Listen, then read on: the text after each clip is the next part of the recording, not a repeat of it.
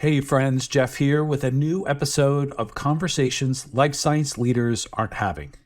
Today we welcome Vern Davenport. Vern is one of the partners and founders of QHP Capital based in Raleigh, North Carolina.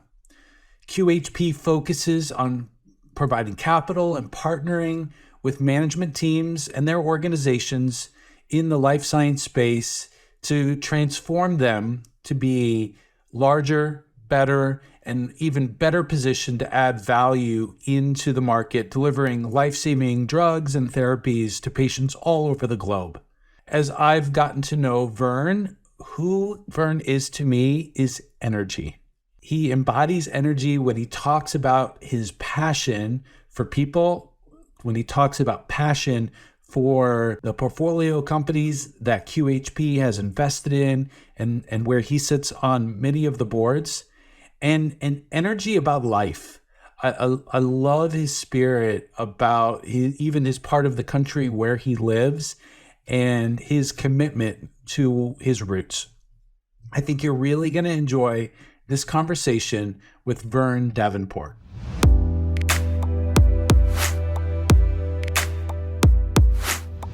Vern Davenport, welcome to the podcast. Really excited to have you as a guest today.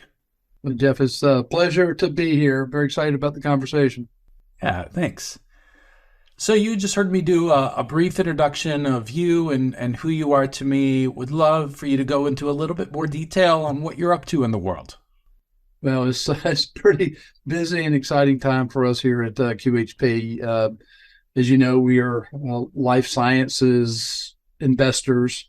We've a relatively new group. I've been in business a little over 5 years.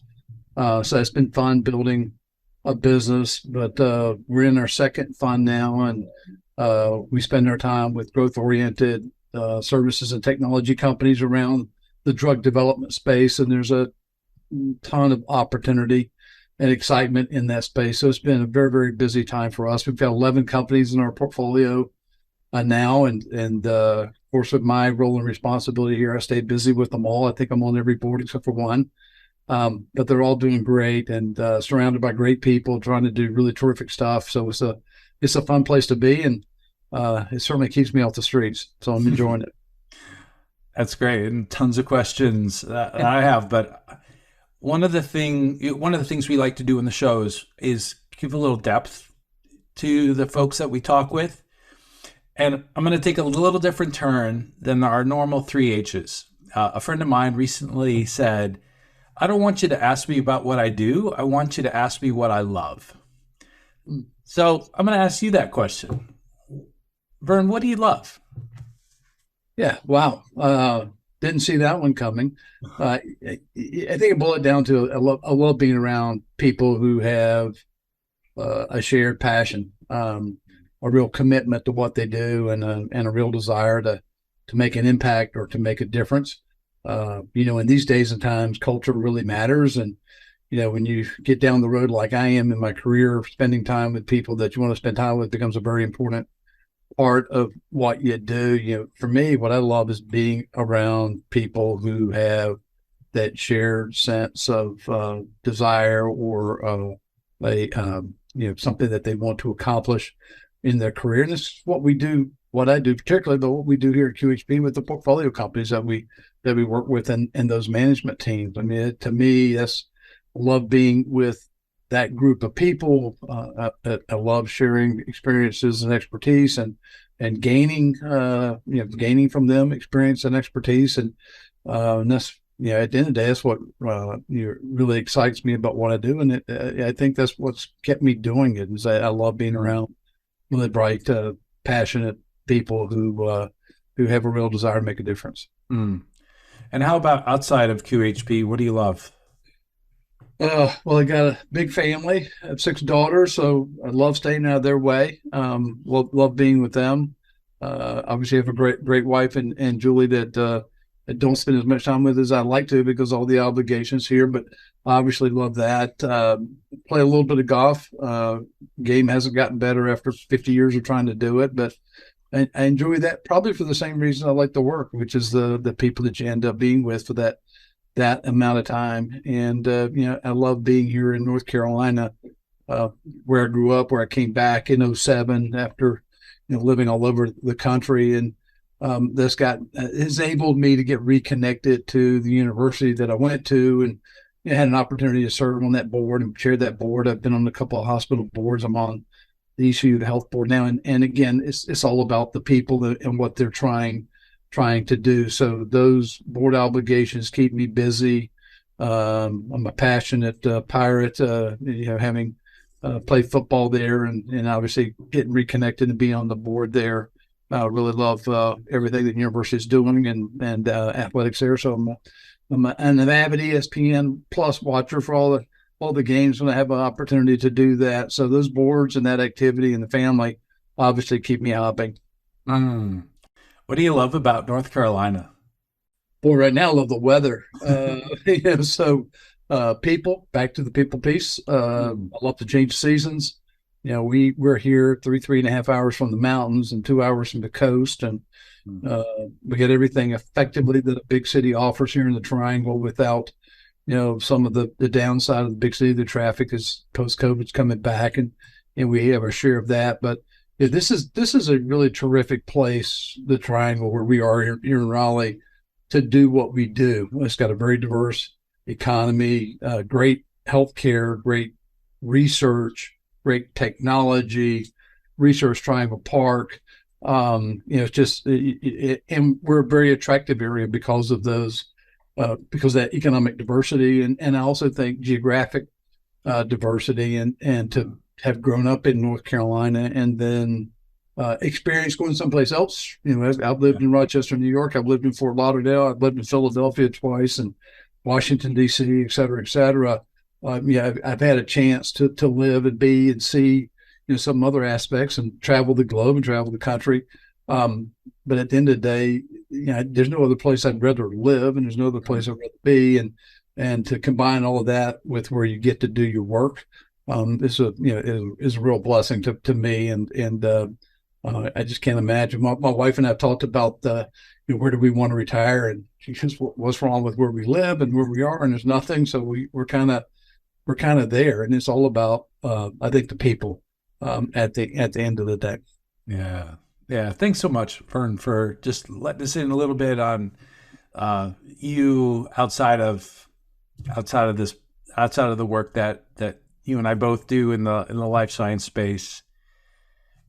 The show is called Conversations Life Science Leaders Aren't Having, and you have your 11 companies that QHP is intimately involved with, and you probably get to see dozens and dozens of others.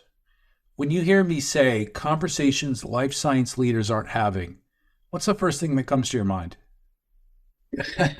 I hate to use the word again, but it's people. The people part of our business now is the most challenging across two dimensions. I think one is just recruiting and retaining them. It's a very competitive environment. The industry's growing. Competing for that talent, retaining that talent is a real challenge. But I also think that leaders, their challenge is to ensure they got their team in place, and that team's aligned, and that team is focused, that team's culturally aligned, and I've always said the CEO's job is really easy when you got good people around you, and it's really hard when you don't. I think in these days and times, we don't work as hard on getting that senior middle management team, if you will, in the place that it needs to be, aligned in the direction that you're trying to go to be as successful as you can be. So, for me, the conversations we're not having is, how to make quicker decisions about the people that are going to be part of that versus the people that aren't going to be successful or a part of that.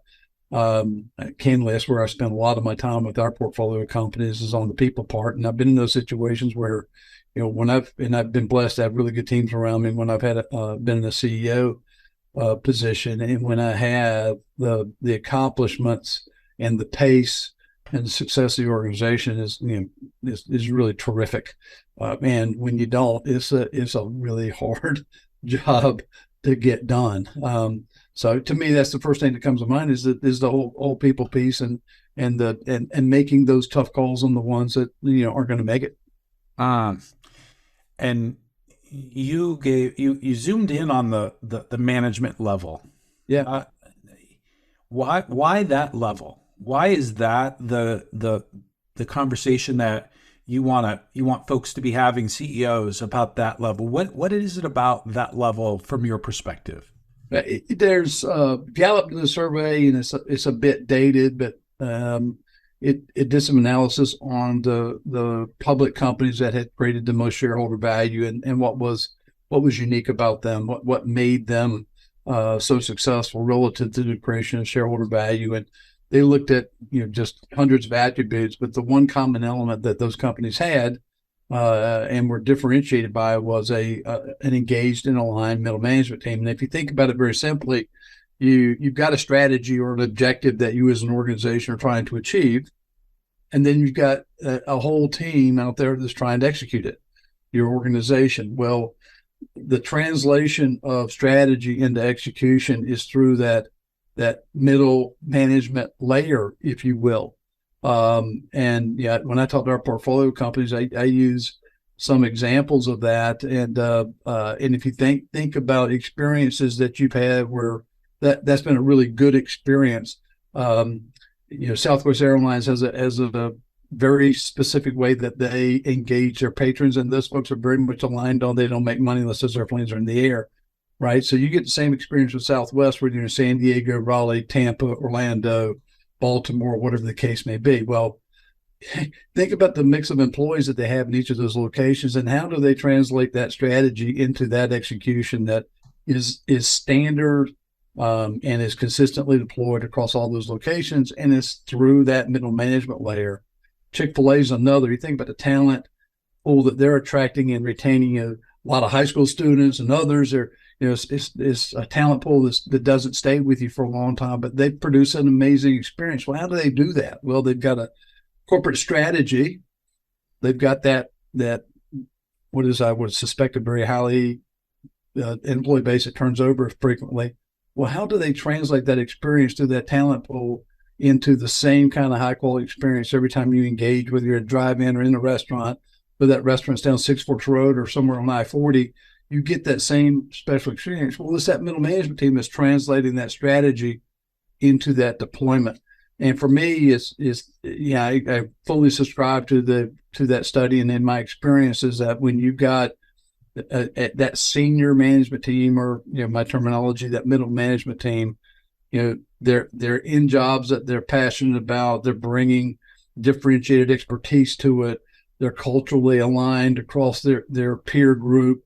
They're all learning and developing from their own experiences as they try to execute. But translating the corporate strategy into the corporate execution is going to come through that middle management layer. Getting that right, in my view, is a secret sauce to corporate success. So I know we here, as we focus on our portfolio companies, when we invest, we've got a reasonably short time frame that our limited partners are expecting an outsized return. So we can't waste a day. It's not like we can spend 2 or 3 years trying to figure out what we're going to do and how we're going to do it. We got to know what we're going to do and how we're going to do it before we start doing it. And getting that senior management team in place, that middle management team, is our focus, because once we have them where they need to be, they can then work on the rest of the organization to get it aligned, get it focused, get it executing, all in a connected way. And again, that middle management team is, in my view, is always a key to success. I was talking to a COO recently, and I asked him, how do you know you got the right person in front of you, the right candidate that's going to be the fit and is going to, this person has a job to communicate the strategy and to communicate it clearly. Yeah. The one that's in front of them is going to be the one, as you put it, is executing on that strategy. And this COO said, when I asked, how do you know? He said, it's just a gut feel. And I acknowledge there's power in a gut feel about a person. But I know you've spent a lot of time in your management system. What are some of the things that you coach CEOs and executive teams on in getting it right with that middle layer? Well, I already maybe mentioned a little of this, but I use the same 5 characteristics, and I want to come back to the intuition point too. But for me, if I'm interviewing someone, or if I've got a kid asking about an internship or a career opportunity or whatever, no matter what the consideration is, I think the same 5 elements and in this order is how I try to evaluate a candidate, and in my view, how someone should evaluate an opportunity. The first thing is passion.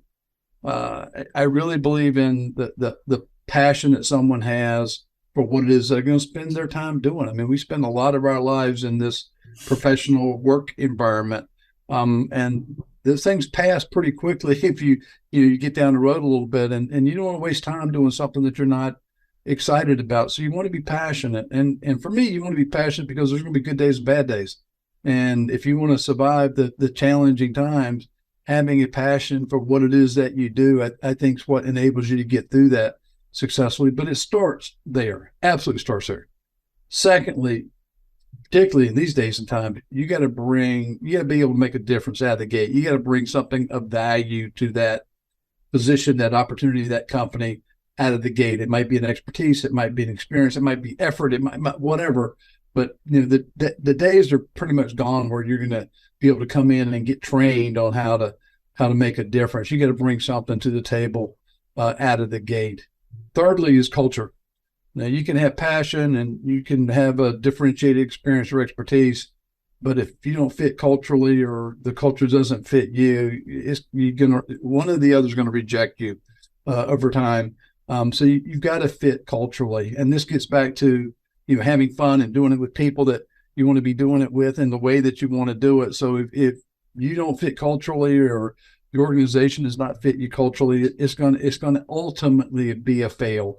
The fourth thing, and I think this is critically important, particularly for people that are earlier in their career, it's not going to be the last job or opportunity that they ever have. So you want to be in something where you're going to learn and you're going to develop, and you're going to continue to add to your personal resume as you spend 2 or 5 or whatever it is years in a position. And then the last thing is compensation. If you get passion right and contribution right and culture right and development right, believe me, the compensation will be fully supportive of the opportunity that you're excelling in. So to me, trying to figure out if you've got the right person for the job, as I try to interview them and know if I got it right, those are the elements that I use. I also am a big believer that my stomach is a lot smarter than my head, and this is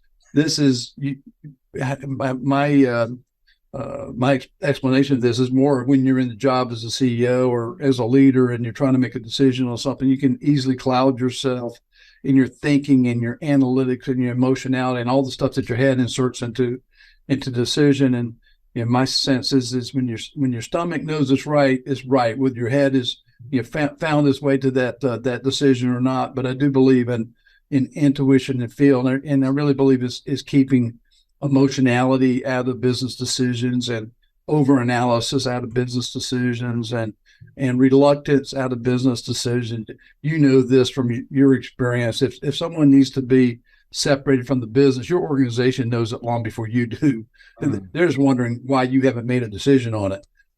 So moving with speed, I think is more of a gut based decision than a head based decision. Not to say that you shouldn't do analytics and all that sort of thing, but at the end of the day, you didn't get to that leadership role without having some expertise, and that expertise combined with your experience provides good judgment, and that good judgment comes from a bunch of places inside the body. So I do kind of subscribe to the intuition piece, but for me, passion, contribution, culture, development. And then we talk about compensations, kind of how you get there to know where you got the right person. Somebody said to me, actually ages ago, the axiom, hire slowly, fire quickly. Yeah. And my sense is that when you're both with your gut and your head around these 5 areas, that take your time And when you don't, when you know there isn't a fit, take care of that quickly. And you said something to me when we first spoke that shocked me at first. You said firing people isn't hard. Because I would guess most people would say firing people is one of the hardest things that you have to do. Say a little bit more about that phrase. Firing people isn't hard. Hey, so maybe making the decision to do so is hard. I get all of that. But my perspective on that is you're doing that person a disservice if you know they're not going to be successful in this organization, and separating them, whether it's firing them for whatever reason or just separating them because they're not the right fit or whatever. My view of this thing is you've got a limited amount of time to do what you aspire to do professionally or what you need to do economically or whatever the case may be. Your time in your profession and in your job, there's a limited amount of time. And if you're an ambitious person, someone with goals and desires and all that sort of stuff, if it's not right for you, and if the manager lets you linger in something where they know that you're not going to be successful, but they haven't yet shared that with you, you're doing a disservice to that person. And people that, I have had the experience of separating from companies that I've been a part of in the past. I can't think of a single case where they didn't land in a better place, where they were able to make a more significant contribution, be happier in the job, continue to grow and develop and all that sort of thing. So it's not saying someone is a bad person or whatever, but if they don't fit and they're not going to make the kind of contribution that you thought they were going to make and they thought they could make, you're doing them a disservice by keeping them around. And, I've always looked at those kind of situations where you're not going to be successful here. I'm doing you an injustice by keeping you here.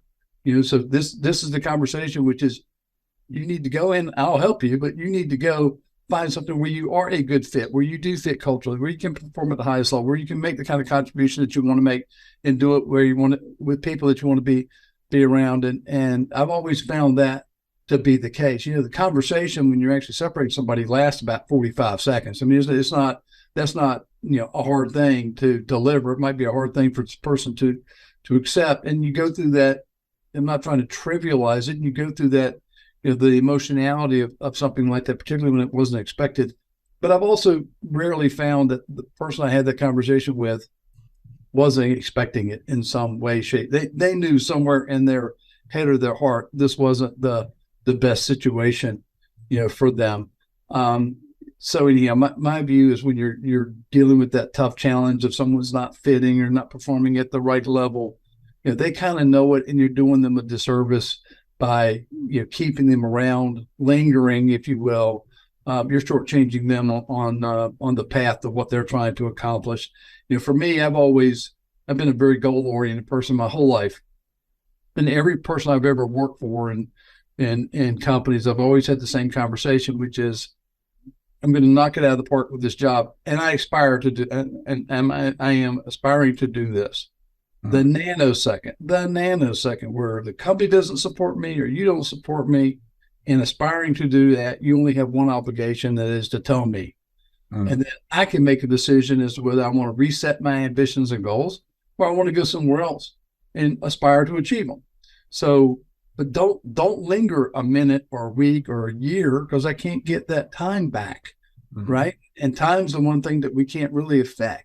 Yes. So you don't waste my time if you know that I can't achieve what I wanted to achieve here, or I can't achieve what you wanted me to achieve here. So I've always wanted to make sure I was in a place where if I put the effort in and I had the success that we mutually agreed was possible and necessary, that the reward for that would be the next opportunity.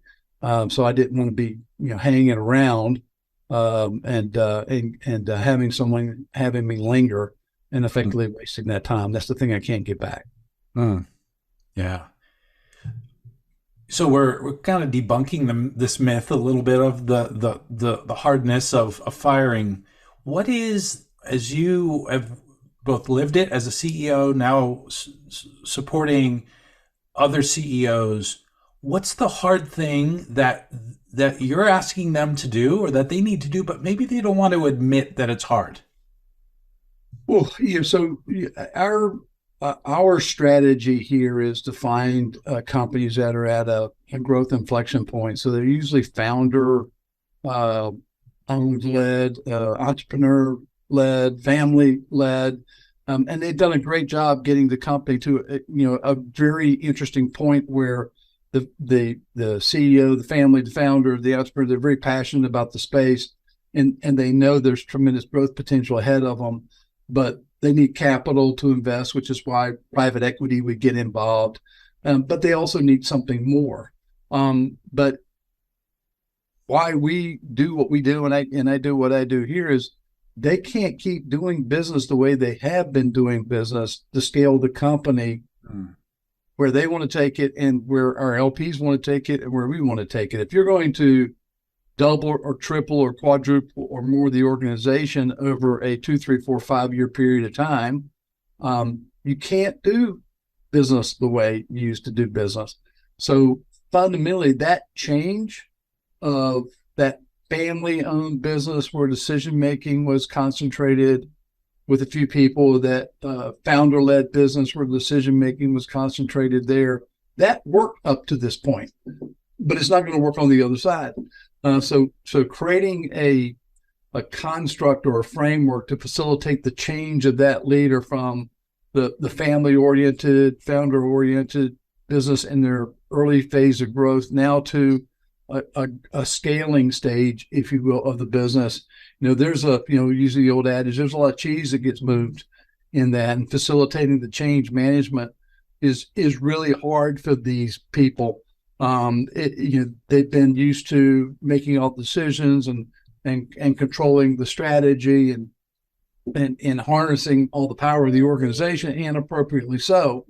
And now if they're going to be a part of it in the future, they got to release that and trust people. And they can't do that without a framework to facilitate the transference of decision-making and the transference of accountability, while also giving that executive the information that they need to know whether the job is being done or not. And to me, that's the hardest thing about the journey from early stage growth companies into what I would refer to as a scaling stage is how do you bring very talented people in and release some of that control, but have the visibility to know whether the work is being done and all that sort of stuff. And I think we here have developed a really good framework. We call it the management system to facilitate that. And I would say that probably more than half of our of the folks that we invest in are able to make and facilitate that change for themselves and for the organizations, and others basically get on the other side of that, and decisions are moving at a much faster pace than they're used to, and they find that they're not in sync with that pace, and know that the company's outstripping their ability to run it, and they step aside, and some can't make it. So, but we always go into, at least our strategy here is to go into those relationships and partnership with those founders, that management team, and give them an opportunity to be a part of the realizing the full potential that they see and we see when we invest. But at some point in time, there's cases where they're not able to make that change. So it is a lot of change, and it happens very quickly, and it has to happen very quickly. And if we agree on the opportunity, they agree on the opportunity, and we align around that opportunity, then it's just a simple matter of execution. And what we got to do is make sure we put the execution framework in place so that we're working on the right stuff and not the wrong stuff, and we get the right people doing it. But that change is a very challenging moment in time for the types of companies that we invest in, the people that were in the leadership and are transferring into a new way of doing business in a leadership role. Well, what's the conversation? Take us into a moment, again, removing names, but take us into a moment where you've had to have a courageous conversation with a CEO that's in the midst of that. What's the courageous conversation or an example of a courageous conversation of a CEO in that exact type of how they've been feeling? Well, the conversation is you've been wearing every hat and making every decision, and you can't. The company can't be that slow. It's going to move faster, and we can attract very talented people, and they're going to have capabilities and experience, expertise that you don't have. And here's a framework where you can see everything that's happening and still be able to turn the knobs on the business. But that decision is going to sit there, right? They're empowered to make that decision. We've agreed that they're empowered to make that decision, and they may make a wrong decision, but they'll make it and they'll learn from it, and the company will get better as a result. And you got to let them make that decision. And oh, by the way, the CEO's strategy, or the CEO's job, is people and strategy. They got to get the people right. If they get the people right, certainly within our management system, they have now a framework to run the business. If they get the people right, they can then turn their attention to what a founder or a CEO or a family, where their expertise really lies, is they understand the space and strategically can now take us into an even more valuable, profitable, contributing company into that space, because they know it so well. But they can't do that without having that middle management team in place that we've talked about, doing what they need to do in an aligned way. But the conversations about, you got to take those hats off, and you got to give those hats to these people, and you got to hold them accountable. We'll help you do that. You got to empower them. We'll help you do that. You got to trust them. We'll help you do that. And if you do those things in a focused and aligned way, you'll see the company will scale. But that transition, and those folks manage that transition particularly early on. But they know they need it, right? So it's not like they come into it blind. They know that they need it. So they're accepting the transformation. They're not resisting it. They're engaging in it as best they can. And in some cases, it completely outgrows them. But in other cases, they excel because now they finally have something that they didn't have before, which is a framework to be able to run the business in a more effective and efficient way, more aligned way, with a greater talent pool, making a bigger difference, right? But sometimes the thing I find that is probably most common or commonly shared amongst the population of executives that we work with is they're used to doing everything, and therefore it's easy for them to fall into the minutia of details and deep into organizations or into problems, where at a CEO level you don't need to go. That's why you have these experts and these leaders in these positions, because they know how to deal with that minutia. And when you step into that, you disenfranchise them. And you start to create that, that parochialism, the politics, that dysfunction that you try to eradicate in organizations that are successful. So you're pulling those people who have been in all the details because they had to, pulling them out of that. And that's a big, hard thing. And I got several examples where we've tried to coach CEOs, and you got to pull yourself out of that conversation. Yeah. Stay away from that. Let the team, the experts, deal with that. Let them report to you on it. They got to do it, not you. Yeah. When you introduce the management system to a group of people with a new company that you're investing in, what's the one thing that people come up to you after having that experience? I think you said you spend about a week with them, yep, separate from their desks. But what's that one thing they come up to you and they look at you and they sigh maybe and say, "Thank you. I've learned so much about the business this week that I did not know. I learned so much about the business today that I did not know." So again, think about the profile of companies that we're investing in: founder-owned, family-owned, decision-making concentrated, visibility information concentrated. Hey, I got a job to do. I do my job and I go home. Right now I'm sitting at a table where I'm up here with everyone, and I see the totality of the business. And I'm starting to understand the business in a way that I didn't appreciate before, which is, again, the secret sauce of getting people into their functional leadership roles where they're doing what they do well, and they're very focused on that, and they see how the rest of the business works. And when you've got that visibility across 8, 10, 15 functions of the business, of how the company works and how the work is done in the company, and you've got people that are very good at sales or HR or services or product development or whatever the case may be, but they see the implications of their work across the entire company, and they start to understand the operational and financial levers of the company, that becomes a very powerful thing. And the common element for me always is I've learned so much about how our business works this week that I never had visibility to or I never saw before. And all of a sudden, they're a much better executive or leader because of that visibility and because of that transparency. So to me, that's the most gratifying thing. And when you bring that knowledge or expose all of that to that talent pool, now you got all of these people with all that expertise and experience contributing to how the company's going to work and how it's going to perform and what to push on and what to push away, and better conversations are had and problems are solved more quickly, and all that kind of stuff. We try to take I'm really big on trying to take the politics and the parochialism out of the business, and what I mean by that is we pay everybody's on variable comps gets paid on the same numbers. They get paid on the revenue and profitability number, not their individual metrics within the functional area that they work in.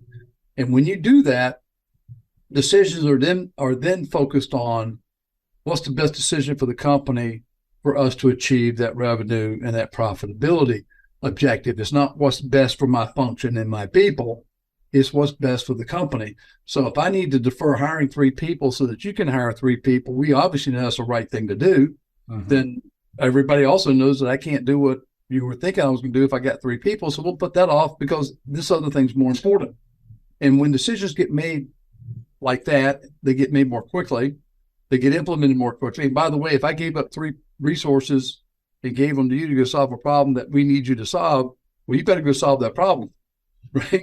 So there's also that pressure because of the transparency of the obligation that you have as a result of the resources that we've allocated to solve something that we've all agreed is the right priority for the organization to solve. So it's about taking that politic out, taking that parochialism out, and getting everybody focused on aligned on what their role and responsibilities are, how they're to work together, and how we're all focused on the same objective.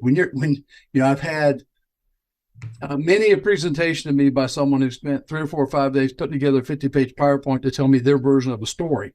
And after about 3 or 4 pages of that, I've completely lost interest. The meat of this is on page 48, which is another hour and a half down the road. I don't have time for that. Like, I want to know what the issue is. I want to know what your solution is. I want to have a quick conversation about it. Let's make a decision and move on. So all of that energy is wasted. It's not focused on the right things. And it's about how to take that energy and have it focus on the right things and the right things at the right moment is, to me, what's important.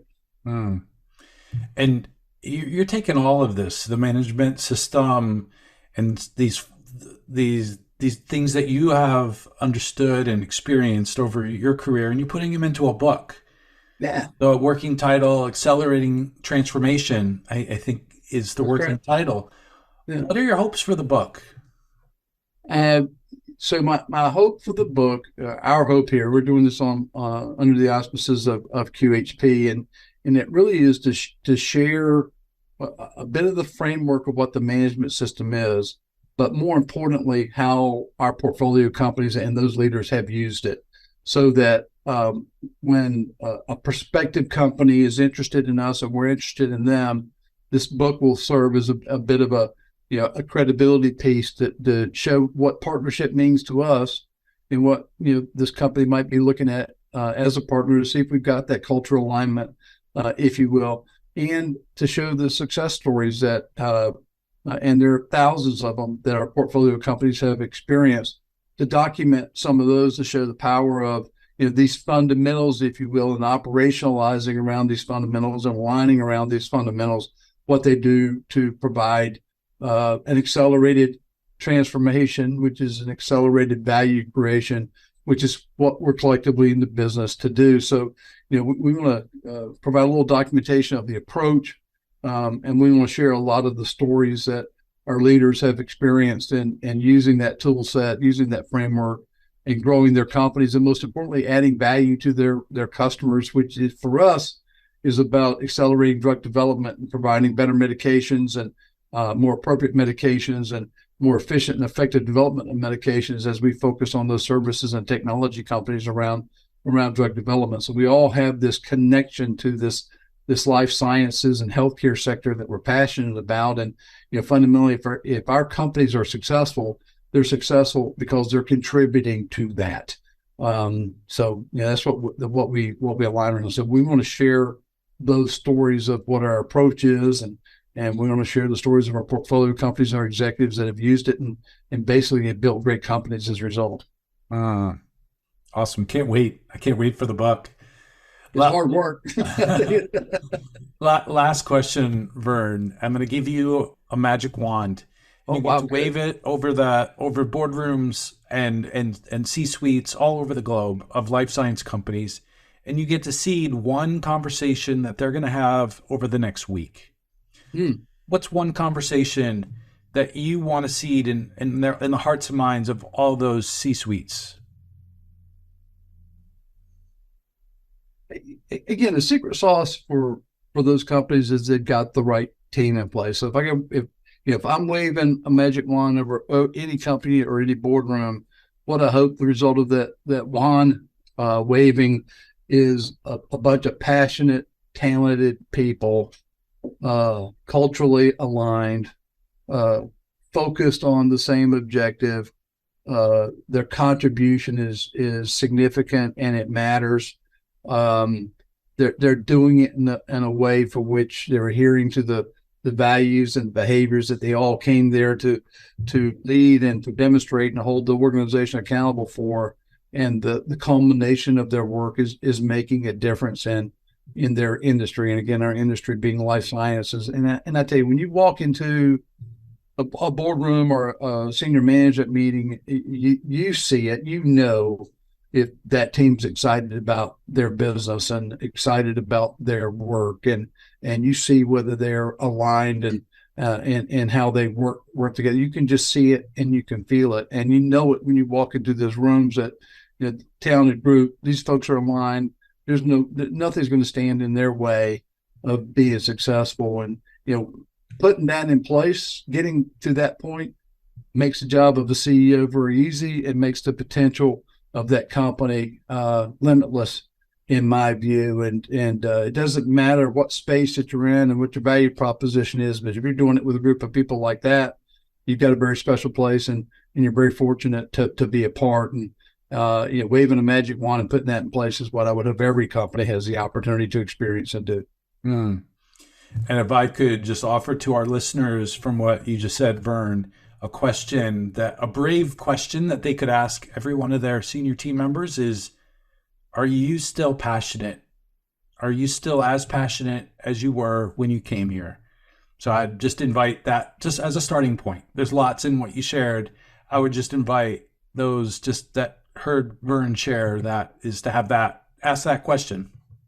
One thing I'll add quickly as we wrap up here, we all give some attention to some degree, various degrees, to the vision, mission, purpose, however you define it, values of a company. And I'll tell you, in these moments and times that we're in today, those things really matter.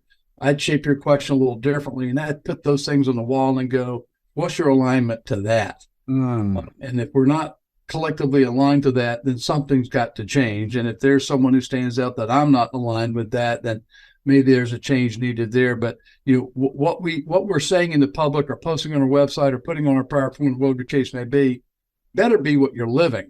Yeah. It better mean something. And if it doesn't, then that team needs to work on that. It needs to mean something. It needs to resonate.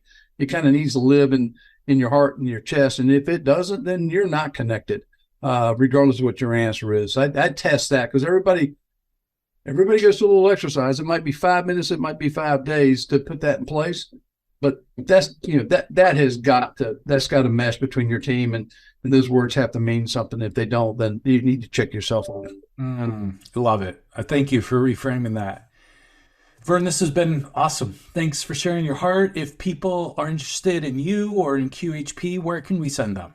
Go to QHPcapital.com, and our website there will give you an overview of the team that we have here, which we're very proud of, our portfolio companies, which we're very proud of, and a little bit of what we do and how we do it. And I think all of our contact information is there as well. So I welcome any contact with anyone that I could be helpful to. So anyhow, appreciate the opportunity to spend some time with you as well. And thank you for all that you do in conjunction with some of the work of our portfolio companies as well. It's complete honor. Thanks so much, Vern. Pleasure.